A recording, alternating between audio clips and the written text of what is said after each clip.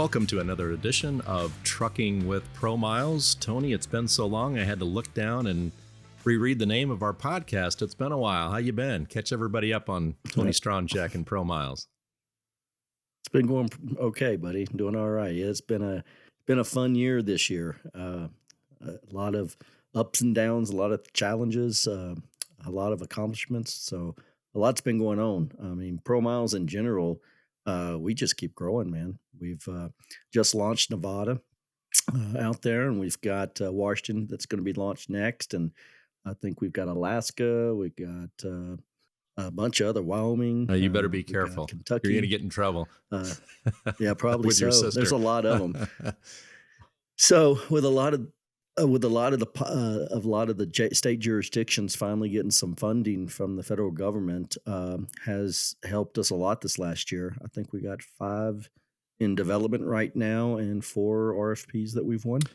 So it's been a lot of work. Yeah, I try not to name states anymore because I get in trouble with the other side of your family, or more notably Danny Wells. But what I can say out loud is, with all of the states that are in the works, and we're talking about ProMiles' famous permitting software, what I can tell folks is within about a year from now, when we've gotten all 3, 4, 5, or 6 of those new states fully up and running and transitioning, ProMiles will have its software exclusively in 23 out of the 50 states, and ProMiles will be processing approximately 55% of all permits issued in the United States. And as I've always said before, that's just an incredible market share. So kudos, especially to your sisters and your brother-in-law. Yeah, they definitely work very hard, and I'll tell you, it's each state is unique. Not every state, it's not like we're just cookie cutter and something, and all of a sudden, we have a state system up the next day. It's not that easy.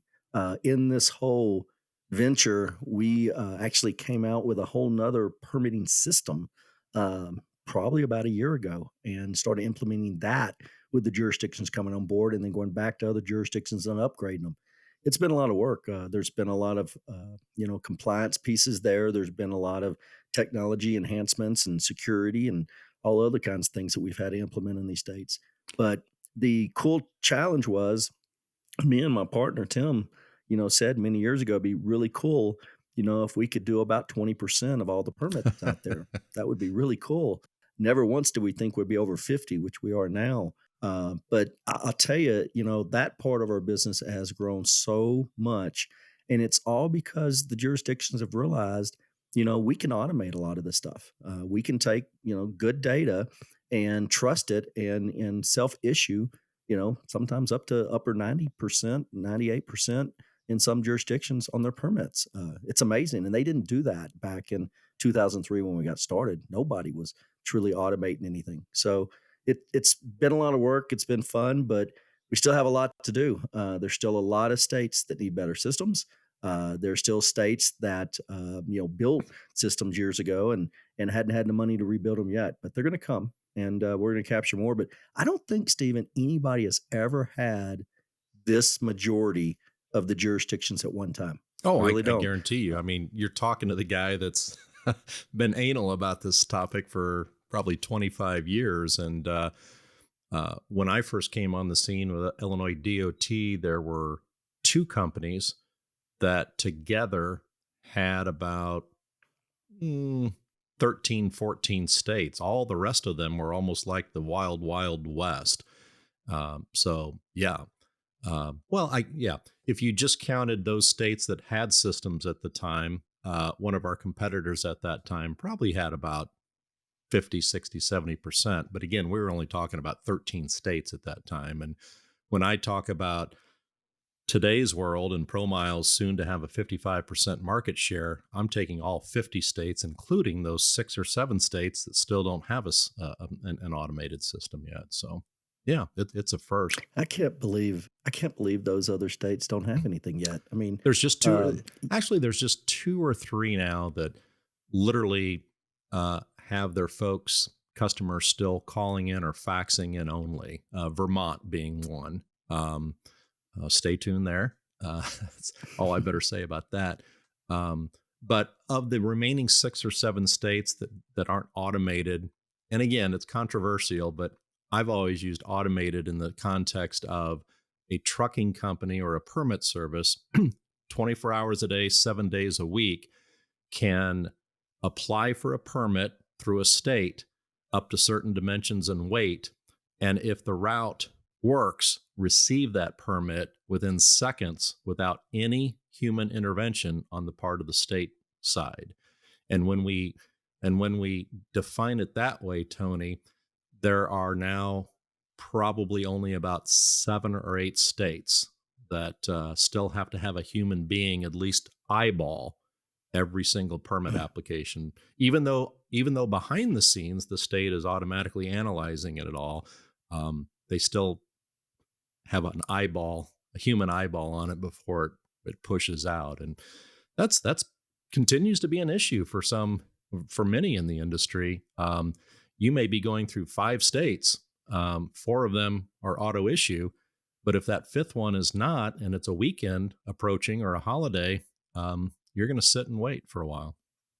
And then maybe have to go back and reapply for the other permits because Yeah. you didn't actually, right, you couldn't wait for the time to come. But let me ask you something else, Stephen. Well, all this permitting stuff that's going on, one of the other challenges that we've had over this last year was taking a lot of the data that we received from jurisdictions that we received from the federal bridge database. And as we took together, because I mean, Tim got crazy one day and said, we can route normal trucks. How about routing a great big oversized overdimensional load across this whole country? And when he said that, I said, well, Tim, we're not even done routing the normal ones. How in the hell are we going to route these guys? And he's like, I can get the data from the jurisdictions. He says, and we can get that data, we incorporate it. And he had this big plan. And we spent about a year on it. And then we put it out to a couple of carriers and folks to look at it. And they came back with saying, well, this doesn't match. Well, this doesn't match. And this isn't right. And this isn't right. I'm like, what the hell? What did we do? I thought we had all this great data. Well, guess what? The data's not the same from everybody. Some of them put a little fudge in there, some don't. And some Yeah. gives you heights based on one thing, and the other one gives you heights based on another. And so, oh my gosh, did we learn how inconsistent Hmm. all the states are with things? And oh my gosh, thank goodness we didn't use this system to start really routing big trucks, or we would have been in trouble. So now our GIS team has worked diligently over the last year, going to these state jurisdictions, pulling information, validating data, comparing it to other sources because, states that we helped build and we helped manage and we help facilitate the need for this, that's one thing. But there's so many states that we don't touch. And those are the ones that have become the challenges. But even with those challenges, we're getting there, Stephen. We're getting there. That last map I saw, we've got most of this country covered now, but there's still some holes. There's still some Mhm. places that we're working on to validate this data because, again, nobody's done it. And trying to connect all the states so you can put an origin, a destination, origin, say in Florida. Let's say we're going to go to Washington, or we're going to go to California. And you can put your dimensions, click a button, and I'll route you across the whole country. The hope is to make sure that data is as accurate as the information is coming from the jurisdiction, or at least matches as close as we can. And if it can, now quoting things, rating things, estimating things, all the stuff that we talked for the last 4 or 5 years to get to, all the cool stuff, we're about to get to. We're about to really make this shit happen. I'm excited. That's what's been kicking our butt, building all these new state systems. We've never had this many systems at one time ever. We've never had this many RFPs at one time on top of it. It's a little scary. It's a lot of work, Uh, but we're getting somewhere. yeah, I'm smiling and maybe even crying a little bit at the same time because, ironically, this whole topic you're talking about of the states' data being inconsistent and harmonization and lack of this or that from one state to another actually was a lifelong passion of Mr. Jay Folladori, who we're going to be honoring later today in our interview. Um, I was oftentimes in my years at SCNRA the face of, not battling the states, but working with the states on harmonization. But Mr. Folladori, who we'll talk about in a minute, was the brains behind the operation He was a leader at SCNRA, and he was the gentleman. Every time we're at a conference or in discussions with states or ASHTO or bridge engineers, Jay was our leader. So it's ironic that you're making those comments today as we honor the man that I think more than anybody else is responsible for the harmonization successes that we have seen. But to your point, I think you were teeing it up for me to plug um, your baby, which is the permit manager. And yes, and speaking of Jay, I had a chance, even though his body was ravaged with cancer, I had a chance to do a demo for him a couple of times before he passed, and his eyes just lit up. And now I better just leave it at that before I start crying. But yeah, to your point, nationwide, um, and as you well know, we have a couple of national carriers and three or four permit services that are now um, um, I wouldn't even call it testing. They're actually using our ProMiles permit manager on the industry side. And that national map you spoke of, the vertical clearances, the temporary permanent restrictions, and the posted bridges and such, or weights, um, it's like a Christmas tree, our national map. We'll have to show it sometime on the podcast. And we do get excited every couple of weeks when Brandy and Amber and their teams continue to put more of those national restrictions in. Um, the idea of, like you said, putting in an origin on the East Coast and a destination on the West Coast, and having one interactive map to see where all your height problems are, and your restrictions and your width restrictions. It's just been frustrating at times, but also mostly very amazing to see that come to fruition. And I can't wait for more of the industry to climb on board and test that and see that it's a dream come true. And it only happened. It's only happening because of ProMiles and a couple of our competitors and those state officials pushing through with the single state automation over the last 20, 30 years. Yeah, I think it's been really cool, and I think, Pro Miles is always the one thing I always wanna make sure that we do is we make a change. This country needs a lot of changes, and it has over the last 30 years. It's changed so much, from when, we first started this thing. But to be able to have that many jurisdictions rely on our routing technology, rely on the bridge analysis, software that ASHTO has that we help develop and support for that, having all these pieces that sync together to make a decision whether or not that truck can actually go over that structure is is amazing. And you would have thought, well, how else would they have done it? Mhm. you know, and if people could see great big maps, a dozen of them sitting on a huge table, and you're grabbing them, and you're looking at this, and you're looking at this area, and you're flipping pages through, and you're reading all in the text on the side that everybody updated by hand, and it was it was tremendous work to get a permit issued. And I'm not saying it's easy to do it now. It's just we've threw technology into it, and I think the more technology that we can bring to this country, the better. And I think it's people like Jay, like you said, him making a change, him, helping push things and getting the industry to start realizing that we've got to start doing things very similar. We've got to start doing things in a way that isn't going to hinder loads being moved, but it's going to help them get moved safer and a hell of a lot faster. And I think we've accomplished a lot of that. So hey, let's hear a little Yeah, bit about Jay yeah. and what you guys are going to be talking Yeah, I about was just today. about to suggest that because knowing all of Jay's friends and coworkers as I do, they're probably listening right now, saying, "When in the hell are those guys going to get to Jay?" So here we are. I had the pleasure to sit down with two of many of Jay's close friends and friendly competitors over the years: Geary Buchanan, owner of Buchanan Heavy Haul, nationwide firm, and Kyle Abbott.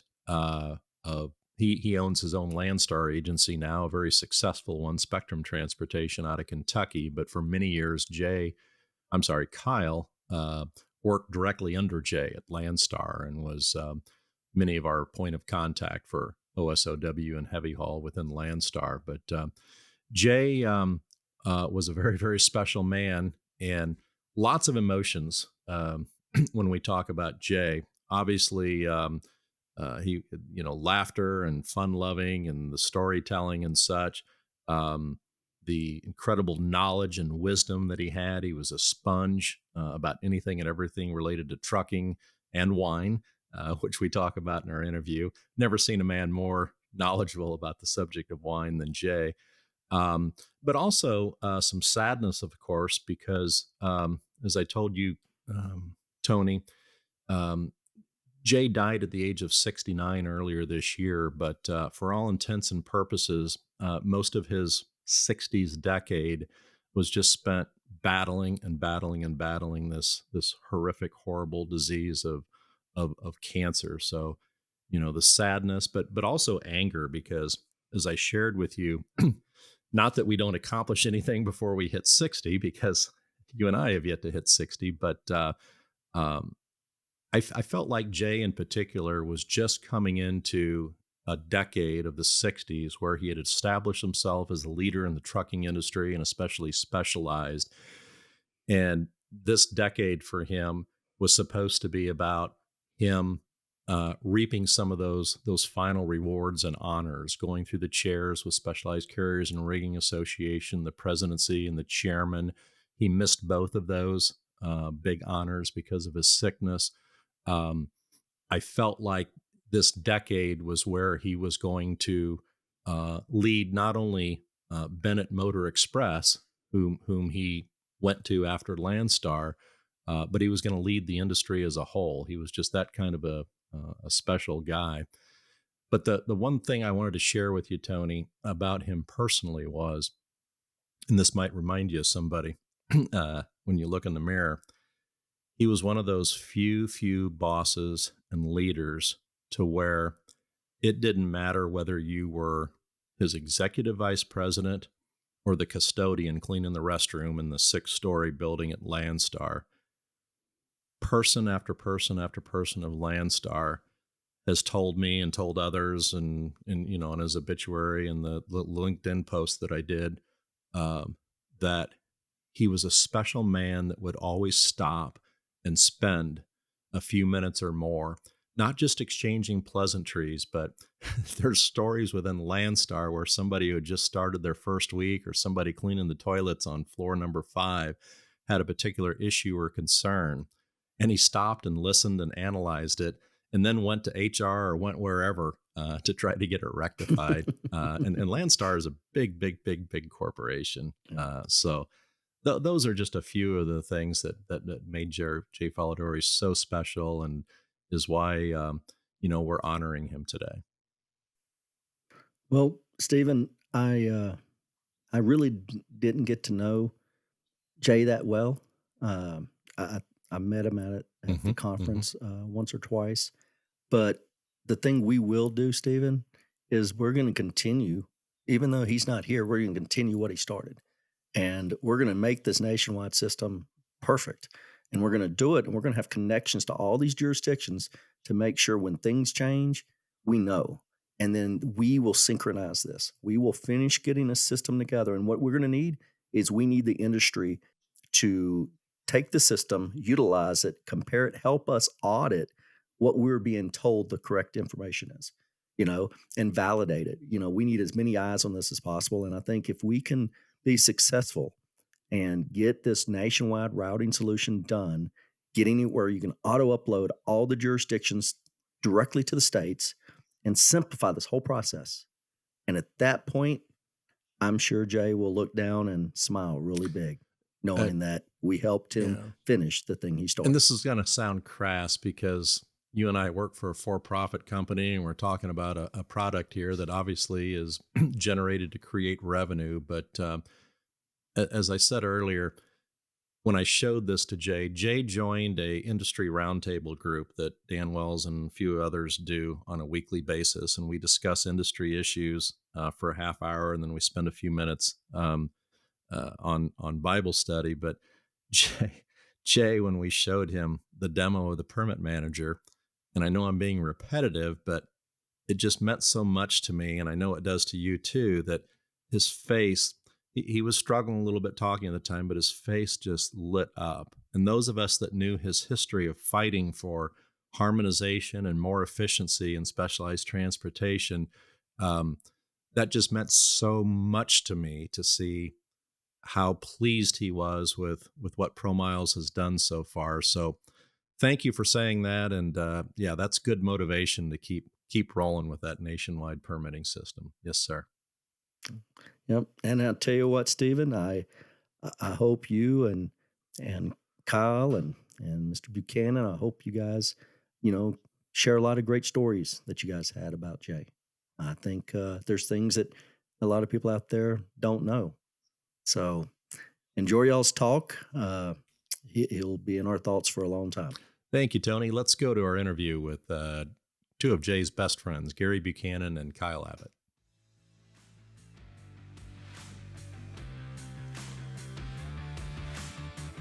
And as promised, we welcome our special guests, Geary Buchanan and Kyle Abbott, to the Trucking with ProMiles podcast, a special podcast in honor of our good friend, Jay Folladori. Welcome, gentlemen. Geary, why don't you introduce yourself briefly and share a little bit about how your history went back with Jay?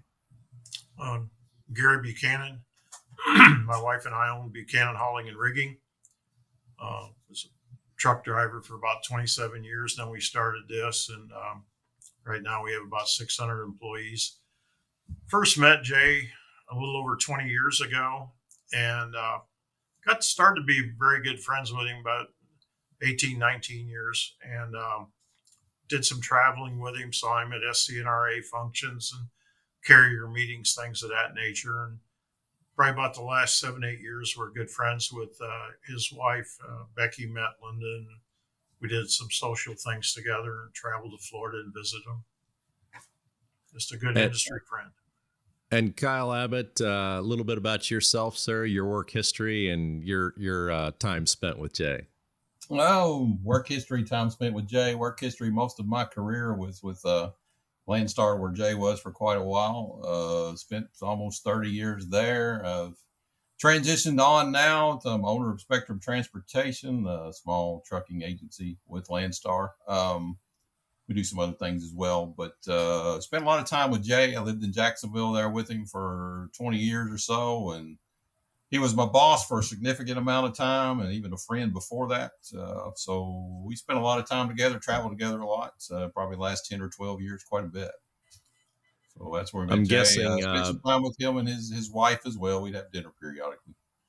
Yeah, and we'll get to some of Linda's comments that she shared with me a few times about you gentlemen and otherwise here in just a moment. But I'm guessing most folks tuning in or finding this particular podcast, knew Jay in some way, but I'm guessing also there may be some that didn't. So we'll take just a minute here and I guess let you all know why we're doing this. It's not too often, I don't think, that when somebody passes that folks end up doing a podcast and these types of honors. But as you'll hear in this 30 minutes or so, Jay Folladori was unique. He was a absolute legend. I can count on about one or two hands the number of folks in specialized transportation that were really truly leaders that stood out and continue to stand out, and his legacy will live on. And that's part of what we're here to do too, is to honor Jay. Jay passed away at the age of 69, a little bit earlier this year. Jay lived in Florida, but prior to that, he grew up pretty much a Memphis boy. He spent his childhood, typical childhood, I guess, playing a lot of sports, pretty good at sports, actually. Couple of funny things we learned, and some of you listening that have known Jay for years, you'll probably be surprised to hear this too. Jay was in the chorus in school. Never would have guessed that. Never heard Jay sing in all the years I know him. You guys, maybe we're lucky not to have. I don't know. Even when we were sipping a cocktail late at night, I'm not sure I ever heard Jay sing. Me either. Yeah. I can't recall. And maybe for the better. I don't know. Couple of interesting things we learned about Jay in his childhood.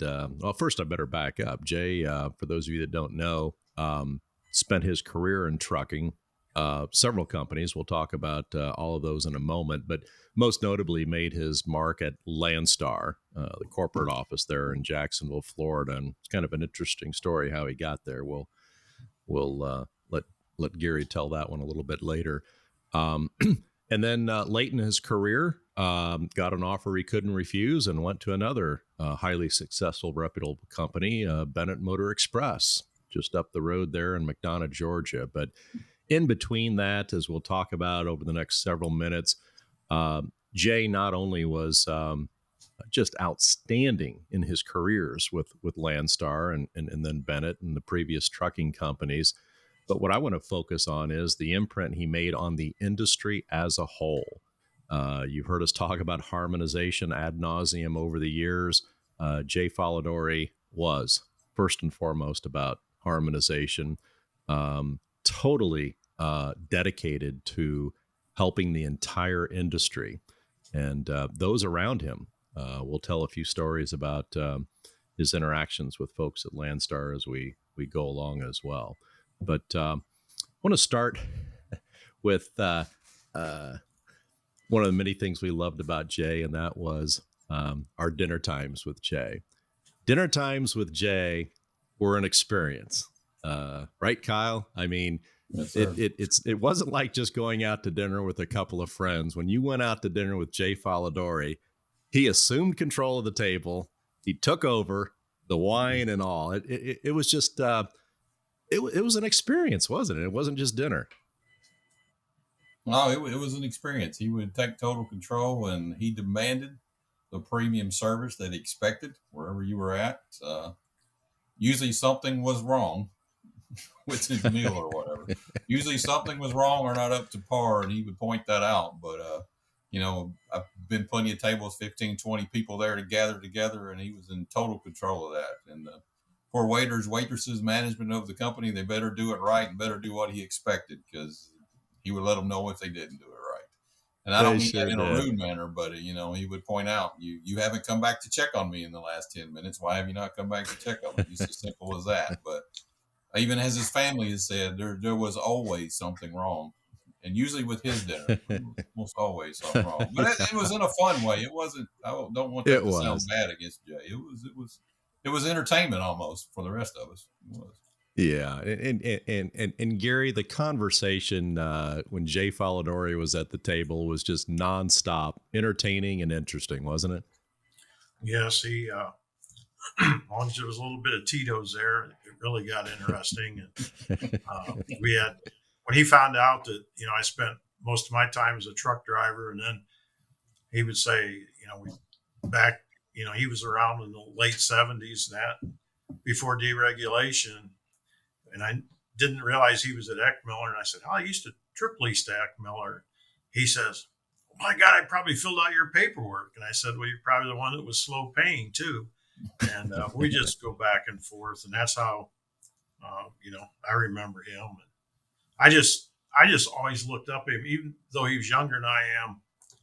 The guy was so smart about everything, all the laws and the regulations and things, that I would just sit back and chuckle. Here I am, a truck driver. I can get your load from point A to point B, but just as smart and about everything, whether it be permitting and international transportation, uses of equipment, proper utilization of equipment, recruiting, discussing the owner operators. He was just unbelievable. He was an avid reader, Kyle, and a sponge, as you probably knew over the years. You tell him something one time, and 6 months later, he's still regurgitating it. We were joking a little bit earlier about the taking the dinner table by charge and the wine. We really haven't talked about the wine, what a wine connoisseur he was, but to back up what a learner he was, Kyle. Linda shared with me that to probably not you guys' surprise or anyone listening, he got a couple of wine magazines every week over the years. And she said each week, kind of like I would do with the sporting news when I was growing up, or Sports Illustrated, she said he'd just tear it up cover to cover, just absorbing it. When you were working with him at Landstar, did that really emanate, Kyle, just how extremely knowledgeable and learned this guy was? Yes, it did. And he kept himself well informed. Even at the higher level, he wanted to understand everything that was going on as far as the permits and the changes that were going on. When it got to the point to where he wasn't going to all the wash tow and mass tow meetings that I would bring back the documents or email them to him, and he would read them all and then talk about it. And then for a while, I had to give him a report on what was different while we went to the trip. We'd have to give him a report when he got back. But that was just so he could stay informed and stay in the loop.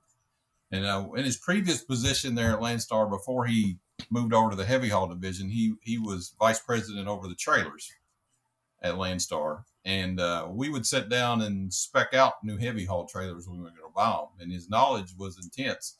And if there's anything new, well, the manufacturer would come in and explain it to him, show it to him. So he knew what he was talking about when he proposed it. So he'd take the time. I mean, it was a lot of travel, a lot of late hours. You'd see him there on Saturday morning, catching up, reading through all the material, whatever he had to do to stay in touch with the industry that he was so fond of.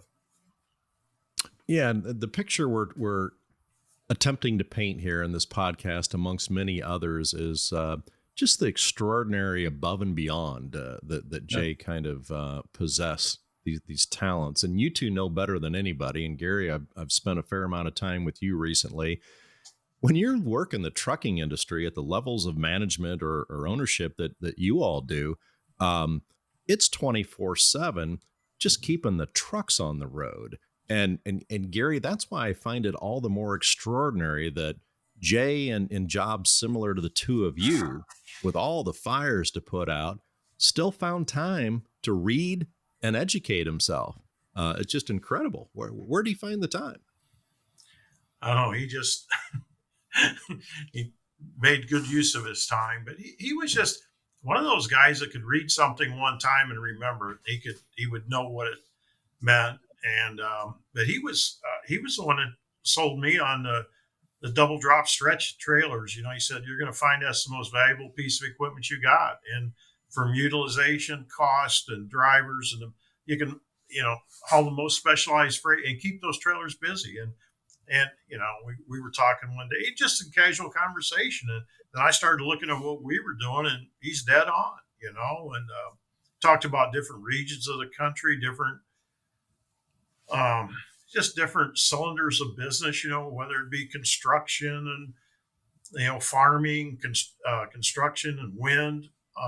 He was just very knowledgeable in every aspect of that. And I struggle to do that. I mean, I can't do it. And I just look to people like that can help me out. We had some fun at the beginning of this podcast talking about Jay at the dinner table. And I don't know why I started there, but that was just some of my best memories with Jay, just breaking bread with him and watching him, control the table as he did. But the real Jay Folladori comes across. I did a LinkedIn post, as I think you guys remember, after Jay passed, just honoring him. And as I was telling Linda the other day, most of my LinkedIn posts get a couple hundred views or impressions, as they call them. If it's something really big, maybe 1,000 or so. This particular LinkedIn that I did ended up, because of so many people responding, and I want to read a couple of the comments to you and get you guys' feedback, almost 7,000 impressions. And what that means in LinkedIn is almost 7,000 people had that fed to them, came across it, paused for several seconds, and or clicked open to, read more about Jay and such. But in those comments, Kyle, one of the themes over and over and over again, both from Landstar employees, many of whom were, not to be disrespectful, but, Jay was at a pretty high level as you were in corporate, but many, many employees within Landstar, some of them maybe at entry-level jobs or at the front desk, as Linda said, they were always bragging on Jay. The words kind and interested in listening to me and helping me resolve my issues, but that kindness and generous, Kyle, just came out over and over and over again, particularly from the thousands of Landstar employees in that office. You witnessed that every day, didn't you, with Jay? I did. Always had time, even on those busy days. He always had time to talk to someone that needed him or wanted to talk to him, and a lot of times it was about how to advance their career at Landstar or similar. That he would kind of take them under the wing, especially if he saw there was potential there. He would kind of take them under the wing and guide them along. But it wasn't all career stuff. I mean, it could be personal issues and other things. Mm-hmm. If somebody wanted Jay's advice, he had time to talk to them. Now sometimes he's brutally honest too, but that's what you expect. Yep. So I mean, it was you get the truth, you get the facts. You actually, a great mentor to a whole lot of people. Yeah, those comments came through too, Geary, as I'm kind of flashing through them myself here as I'm talking with you folks. Not only the kindness, but here's a good one from Dan Rosen. A true professional, kind, fair with all he worked with, but we could always count on Jay for an honest position. He told it like it was, didn't he, Geary? Yeah, he did. He didn't, cut any slack. I mean, it was the way it was. It was honest. It was forthright. And it was to the point. And he always had a little humor into it too. That was kind of the fun part. When, as I got to know him better, I was always curious of how he, grew up in Memphis there. And I said, well, you probably went to Tennessee then. No, I said, I went to Arkansas, and I said, you have a good time? Yeah. And he says, Bill Clinton was one of our fraternity brothers. Of course, he's 10 years older than Jay. And he said, yeah, and he did inhale. He said, so it just, he was just, really good. And I was kind of, I knew his dad owned Eck Miller there. And I was always curious, how'd you end up at Landstar? And after he left Eck Miller, he was working at Shilley there. And he said it was like middle of January. He was in Chicago making a sales call and got up in the hotel and just colder than heck. And of course, Jay added some good adjectives to it, and he went out and it was cold and wind blowing and snow and click, click, click, click. The car wouldn't start, So he called the contact at Landstar, had been trying to recruit him. I think it was that Jim Shepard. I'm not sure, but he says, this job's still open in Jacksonville. I said, yeah. He says, so hung up the phone and he called Tom Shilley and says, Tom, I'm giving you 2 weeks. I'm going to Florida. So he got a good education in Arkansas. Yeah, your story there, which was spot on with the way Linda told it, with how Jay ended up in sunny, warm Florida, reminded me, as the three of us chatted yesterday, of the trucking industry. When you think about the trucking industry, oftentimes we think about the drivers, and rightly so. They're the heart and soul, and all of the time they spend on the road. But in my career, not in trucking, but all around trucking, watching you all, it's not just the drivers. It's guys right up the ladder at you guys' level. The travel is just fierce. That you guys have to put in, taking care of customers, checking on loads, those types of things. Give our listeners, especially those who are just tuning in to hear about Jay, but maybe don't know as much about the trucking industry, give our listeners, Kyle and Geary, a little bit of flavor of just how much travel is involved for you folks, even at the management level, and the sacrifice your families make because of that. There's a lot more travel than people would imagine, especially at the higher levels like Jay's positions normally were. He was gone a lot. And that was, you're out and you're at the rush hour early Monday morning, and you're getting back Friday night, 6-7 o'clock. And then next week you do it again. And that would go on and on for weeks. Now you get a break every now and then, but that was week after week after week. You're out visiting customers, in our case, helping agents to grow their business, looking at loads, cleaning up messes, going to SCRA events, which was the bright spot in it, and other conventions as well. But a lot of work involved, a lot of travel, a lot of time, a lot of late nights. It's not glamorous, as Geary will pertain, and Steve can as well. Your early mornings, late nights while you're gone. You're not just smoozing it up. Now, is there a golf game every now and then? There sure is. There is, and that's okay. Jay definitely enjoyed that. But it's a lot more to it. It's pretty gruesome. It takes a good family to make that happen. Similar to what Geary can attest to as a truck driver, it takes a strong family stay strong through that. And Linda and Jay. And speaking of strong family, Geary, Becky Buchanan, in my opinion, the backbone of your company, your family. But reminisce a little bit, Geary and Kyle, about Linda. I kind of knew this, but again, hearing the other day the description of the travel, the Linda Folladori's out there of this world are just incredible. Keeping the family together and keeping everybody happy and moving forward. Reflect on Linda a little bit too, Geary. Well, the thing is, I got to know her pretty well about 8 years ago, and Becky and we started doing things socially. But the one thing back to Jay, his big pet peeve was there's no direct flights out of Jacksonville to anywhere. You got to go through Atlanta, and he said, because I said, you ought to be flying on the Landstar jet. And it was kind of a private joke between us. But yeah, Linda, Jay, you take off to these things and you go like the SCRA and see him at things. And then when we went to those board meetings in Hawaii there in Maui, what was that, like in 16 or 15? I was in Dallas. Becky and I flew out of Fort Wayne to Dallas, and Jay came in from Atlanta or Jacksonville through Atlanta. I said, "Where's Linda?" And he says, "Well, she can't come." And I said, "What do you mean she can't come?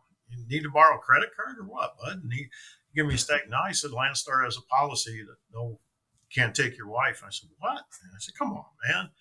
And give him a lot of static, but no, she couldn't go just because of their policy. And anyway, that's kind of the way of working for a big company. Now that changed when he left Landstar and went to Bennett, but you're going to carrier meetings, whether it's automotive or, construction meetings, everybody's got theirs. Then there's conferences, then there's power gen, break bulk. There's a big show in Vegas. I can't think of right now, every 3 years. And it's just, you're gone all the time. And, you don't eat regular, you don't sleep right. You're not in the same bed. So it does wear on you. It's probably a little more glamorous than being a truck driver, but it wears on you. It affects your health. Yeah. My perception, Kyle, of the Linda Folladori's of this world and your Angie and Becky for Geary, just the strength comes through.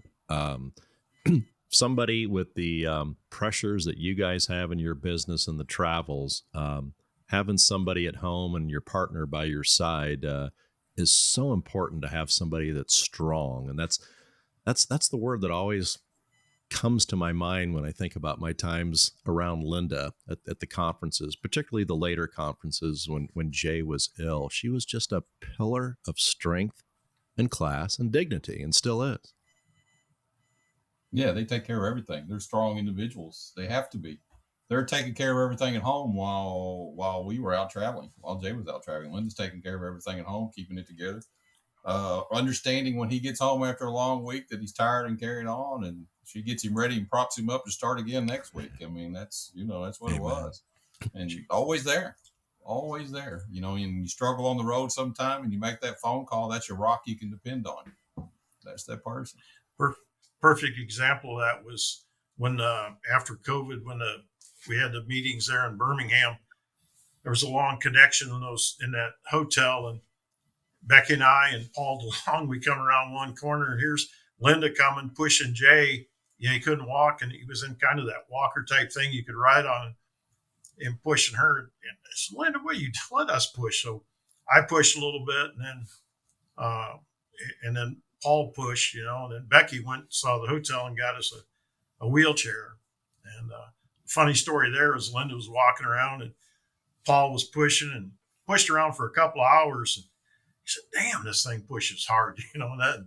When we looked down and the brakes were on. He pushed that thing. It was just, knowing Jay, he might have known that too. It could have been, yeah. Just messing with y'all. A couple of smart truck drivers. I said, "Hey, we got you here, bud." Before we get back into trucking, I just wanted to talk a little bit about Jay's beloved kids, grown kids, Jason and Lindsay. And I was reminded, just thinking about Linda, taking care of the family and all, and plus her full-time job. But Jay's eyes would just absolutely light up, wouldn't they? When he was talking about Jason and Lindsay, I can't count the number of times I remember him talking about Jason and working for the PGA, and of course Jay's love of golf. But his children were very, very special to them, were they not, Gary? Yes, they were. They were very close, and Yeah. just I know his grandkids, and it just there was never a conversation that there wasn't discussion of kids and grandkids. Yeah. Whether you're talking about work or anything, no, it's he was a little bit irked that Jason didn't like golf, but he did his, each got his own. Yeah, Linda said that he'd get on Jason sometimes. Jason, by the way, is a brilliant videographer and does some big time national sports types of videos and work and such. And for many years did that at a very high level for the PGA Tour. And I guess Jay would get on him a little bit that you got access to all these most beautiful courses in the world, and you won't play them. Let me play them. But Jay did play some golf. I think all three of us at the funeral went to the Sawgrass, Jay's beloved local course there, very famous PGA course. And I'll let you tell the story, Kyle. What did we see on the wall there at the Sawgrass National Country Club? Jay's name on the wall on the plaque where he had a hole in one. I don't remember which hole it was, but he had a hole in one, and he was proud of that. He also had that on the wall in his office. So memory of that. So for those of you that don't follow golf, this is a big time professional course. These aren't little 100-yard par threes or anything of that nature. And on the Sawgrass walls, they had a plaque for each hole. And I was shocked to see how few people have even gotten a hole in one at this very prestigious course. But the most striking thing about the 10 or 12 names that I saw for Jay's hole in one was the name Phil Mickelson, a couple of names below that, Gary. Talk about the importance of a golf in Jay's life. Oh, I think it was his probably second or third love after family and God. He enjoyed it. It's a great place to socialize. It's a great place to build long-lasting relationships, and he enjoyed it. Something he could do even all throughout his career, and he just loved the beautiful courses, and he loved the outdoors.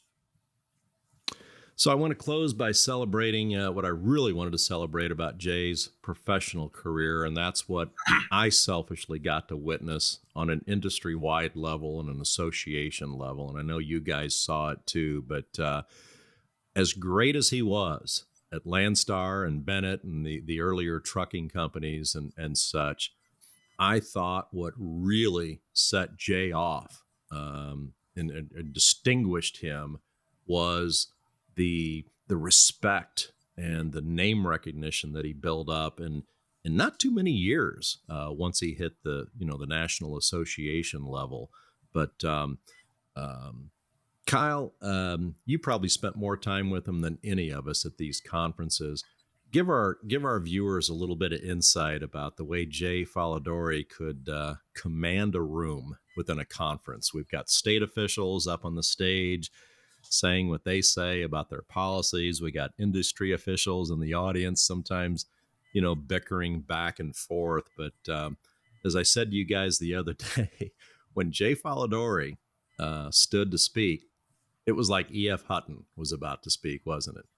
It was kind of, commanded that room kind of like he commanded the dinner table. And everybody respected him, appreciated his opinion because he was rock solid there. But if he had his facts, he had, if he had an opinion on it, or if he thought someone was going the wrong directions or had a little miscue there, or he didn't think that was going the right way, he'd stand up and ask his question and make his point known and try to steer it back going the right direction. A lot of that on the harmonization, if it was a state that wasn't up to par or getting the harmonization done, Jay would politely let them know about it. And he would also make suggestions for other things. But when I was with him in SCRA meetings and he was my boss, we didn't miss a meeting. There was no goofing off. We were in every meeting.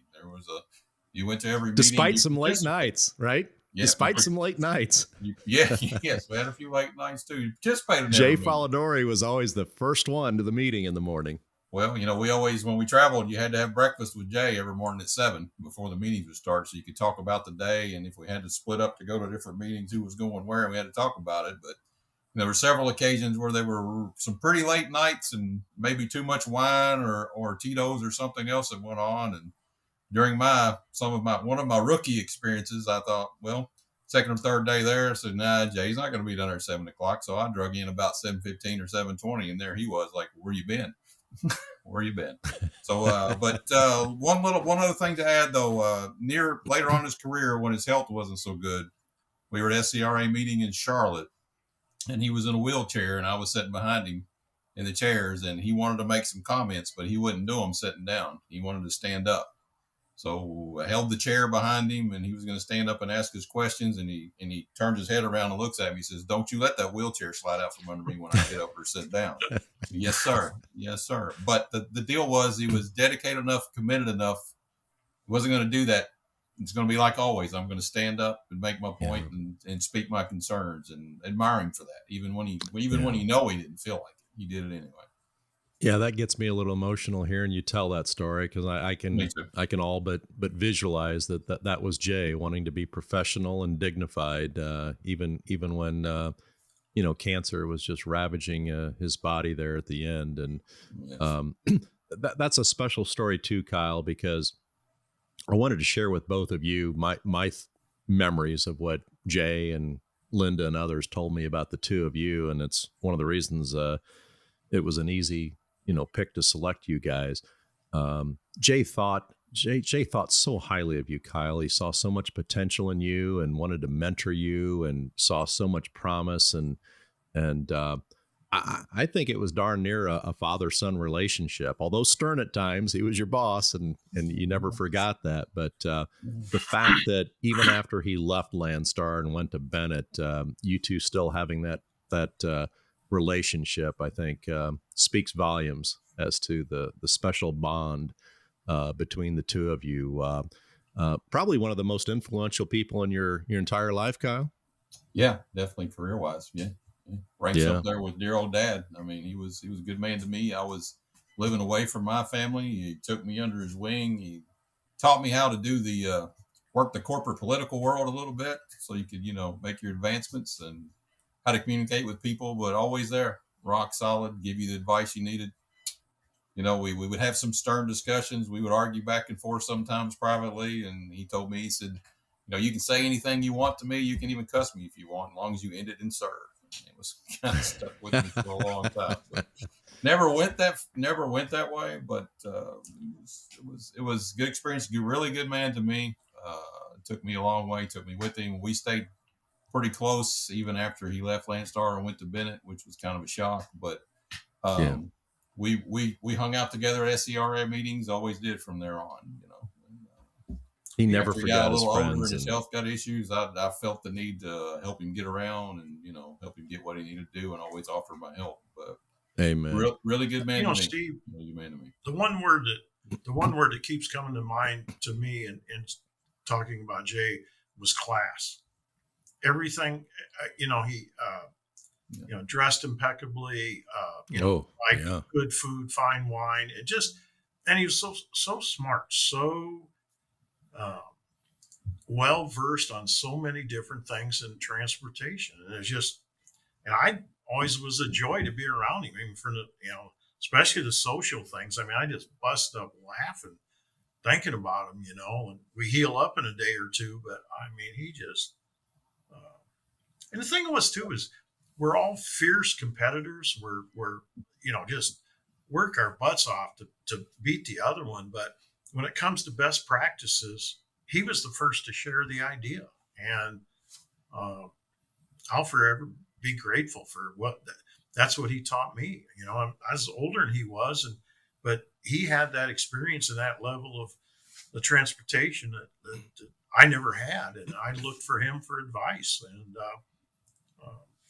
I remember Becky and I having dinner with him and McDonough, Georgia, there when he was at Bet. We went to a country club where they went to, and it's just we're just talking about life in general, different things, politics and things, and it's just and Becky's a hard person to win over, but Jay was one of her favorites, and along with Linda, I think that's just what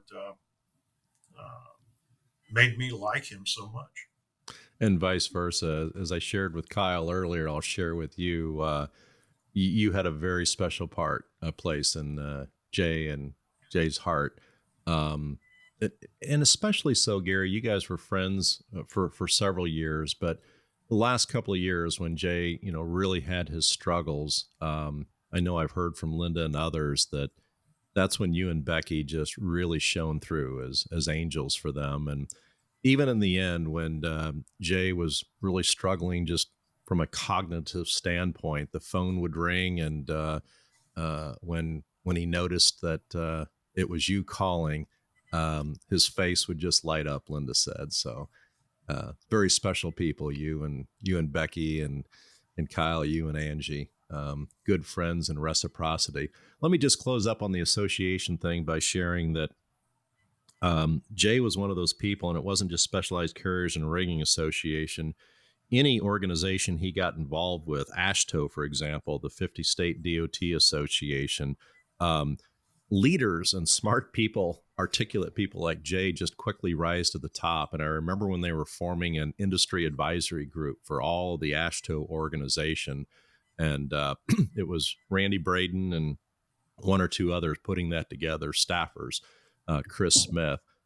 It started with Jay Folladori, and we had that group, and I think both of you might have been involved in that at various times, but it was always clear, wasn't it, Kyle, when we were in a room and a setting and we were negotiating or discussing, Jay Folladori was our leader, right? He just had that intangible quality.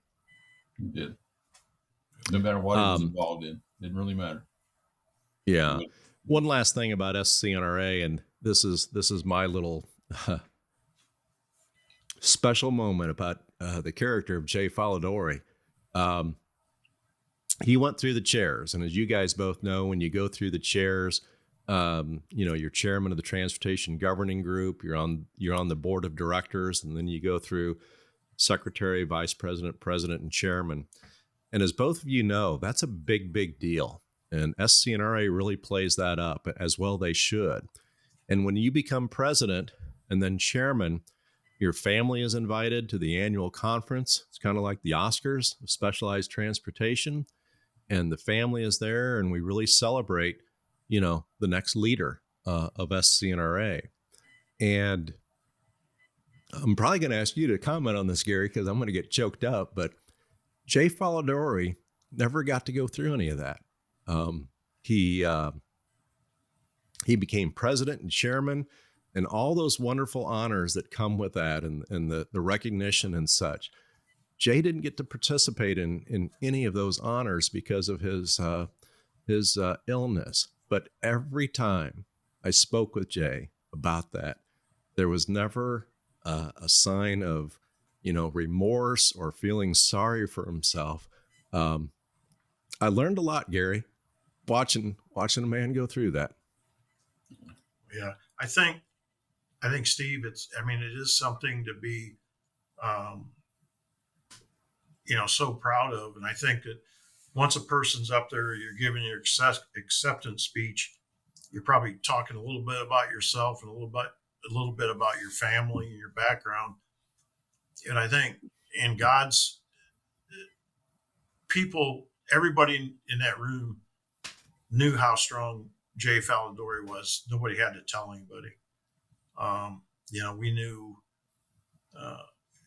that man added so much that just an icon. I mean, you can't say enough about it. And thing I enjoyed about just being his friend and being around him, there was never a dull moment. There was, serious things. He was so smart in that, but you could cut up. There was sports, music. We talk about education, alcohol, wine.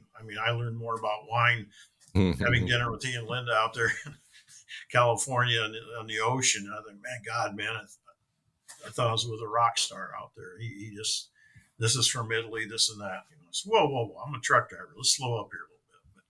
But he's just a class act. That's all I can say.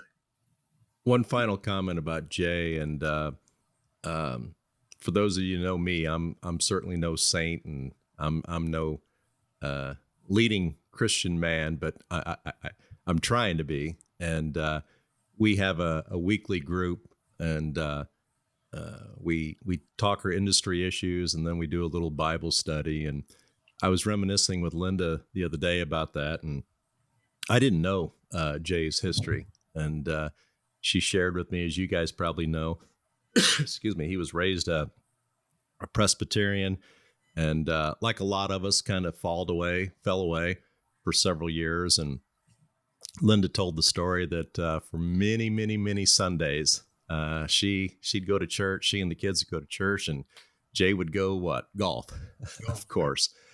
And around about the time they got to Jacksonville, or a little bit later, Jay on his own started going to Catholic classes. And before it was all said and done, Linda said he became the leader of that family spiritually.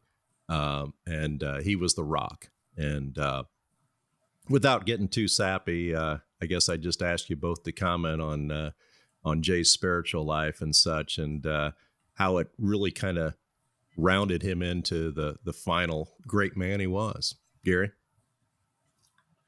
I was early on, we talked a lot about religion, and, with his Italian last name, I just figured he was Catholic. And now he says I was Presbyterian there in Memphis.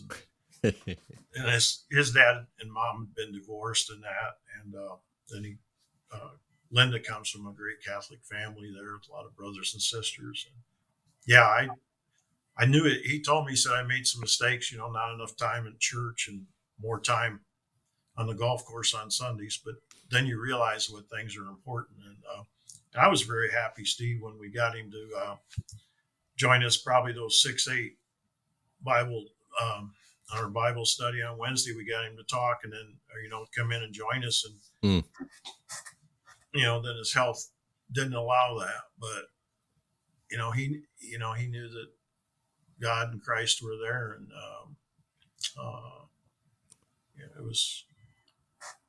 it was a true joy having him there and just listening to that. Very strong faith. Kyle, I'll give you last word, because I think you probably spent as much time with this man as anybody over the years, starting with corporate there as Landstar.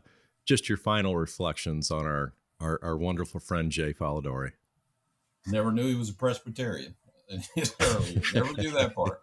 Kind of always assumed because of the name he was, he's Catholic, and that's when I knew him, he was. So, good man, showed it. He went to mass. He did the parts, he needed to do. I'm sure he led his family just like he led everything else about their faith and their religion, and you were talking a little earlier about how he missed out on some of that chairman stuff and some of the other stuff. Well, I don't think that matters to him now at all. I don't think it mattered to him then. There was a bigger picture out there, never, other than an occasional waiter, never a crossword with anyone. Good man, trusting to took care of everyone, or try to take care of everyone. You know what I'm talking about. Just a good man, devoted to his family, devoted to his church. Not much more you can say than that. Never did way more for me than I ever could have asked for or dreamed. Was well said. There, Amen. Was that rock, and we miss him. I don't. Yep. Where he's at now, I don't think he misses us too much, but so. Amen to that. We'll never forget him and his legacy in this industry. The harmonization victories that SCNRA got, most of them have his stamp on them. And you mentioned good man. Good men surround themselves with good men. And Kyle Abbott, you and Angie, and Geary, you and Becky, you're great people too. And that's why Jay surrounded himself with you and spent so much time. And I thank you both for your time, for your reflections on a man that we'll always love, Jay Folladori. Thank you, gentlemen. Thank you.